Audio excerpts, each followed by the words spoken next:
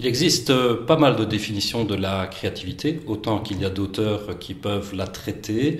Je dirais qu'on peut la définir comme étant la capacité à produire des solutions nouvelles ou originales au départ d'un problème bien défini. En ce qui concerne la créativité, lorsque l'on veut mettre les étudiants en recherche active, ce que on leur propose avant de se lancer vraiment dans la formation, c'est de casser la glace, c'est-à-dire de réaliser un échauffement neuronal, allons-nous dire, ce qui va leur permettre de dégager un maximum de créativité. Alors, ici, l'activité des papillons, ça pourrait être autre chose, évidemment, ça pourrait être une recherche de mots, d'une suite de mots, etc. Ici, Monsieur Delay nous avait proposé que chaque étudiant crée un papillon et y associe une citation. Donc, les étudiants ont présenté leur papillon et la citation auquel ils tiennent par rapport à leur formation de futurs instituteurs. Alors, Wordle, c'est un logiciel qu'on trouve sur Internet qui est gratuit. Et en fait, c'est un créateur de nuages de mots, un émulateur de nuages de mots. Alors, c'est un petit programme qui permet d'avoir une approche visuelle des représentations mentales d'un groupe, par exemple, surtout d'un groupe.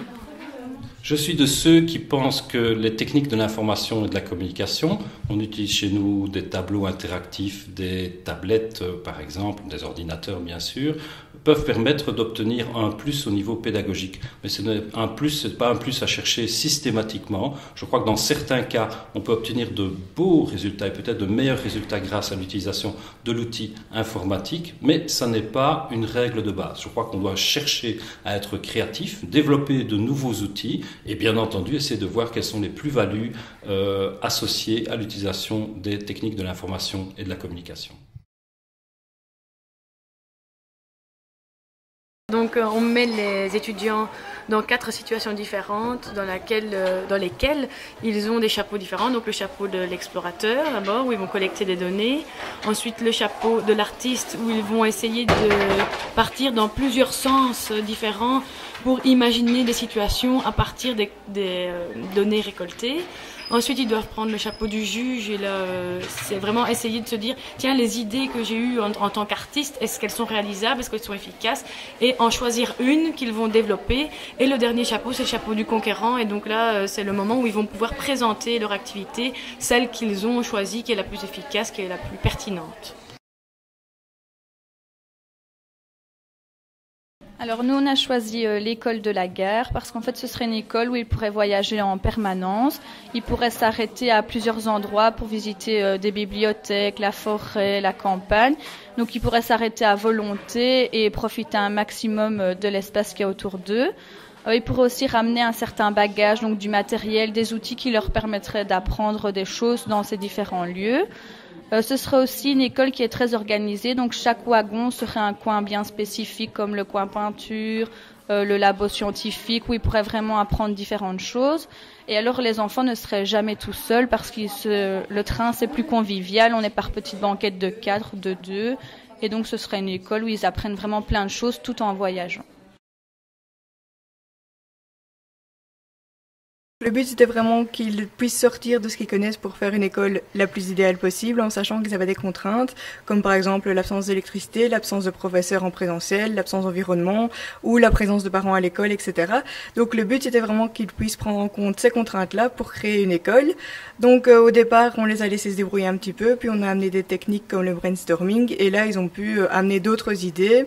Et finalement, hier, construire une présentation où ils n'avaient que 15 mots et tout le reste à partir d'images que soit ils avaient photographiées eux-mêmes, soit qu'ils avaient été chercher sur Internet.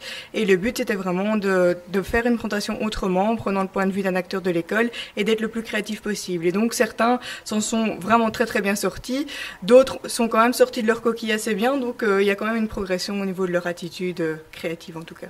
Le brainstorming, donc c'est vraiment ce qui a été au centre de la formation.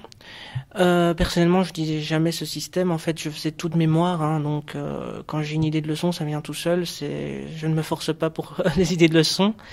Et justement, cette formation m'a aidé justement à comprendre qu'en faisant un brainstorming, on peut arriver justement à faire des leçons qui sont beaucoup plus créatives et aller peut-être plus dans l'excentrique, le farfelu, comme Madame Joquin le dit, d'une préparation de leçons. Alors généralement, certains aussi partent de ce qui est existant pour l'extérieur, et puis par exemple, donc on a la façade de notre école pour l'extérieur, et à l'intérieur, ils ont un espace totalement ouvert avec piscine, avec des plantes, avec des potagers, etc. Donc ils ont tous à peu près mis l'accent sur les énergies renouvelables et l'autonomie énergétique, ou que les élèves soient autosuffisants au niveau de l'alimentation, etc. Ils ont mis en place plein de pédagogies au niveau technologique, comme par exemple les profs qui n'étaient pas présents en présentiel donnaient cours à distance. Il y avait notamment des systèmes de sécurité par les empreintes, etc. Mais surtout, il y avait la possibilité de se déplacer dans les différents milieux pour vraiment enseigner en lien direct avec le milieu, donc que tous les milieux soient disponibles à l'école. Et ça, c'était possible par le biais vraiment de la créativité. Maintenant, c'est clair que pratiquement, il y a encore un pas pour pouvoir y arriver. Le métier d'instituteur, c'est un métier avant tout où, il faut laisser passer sa créativité à travers les enfants, parce que les enfants ont besoin de ça, sont des véritables récepteurs.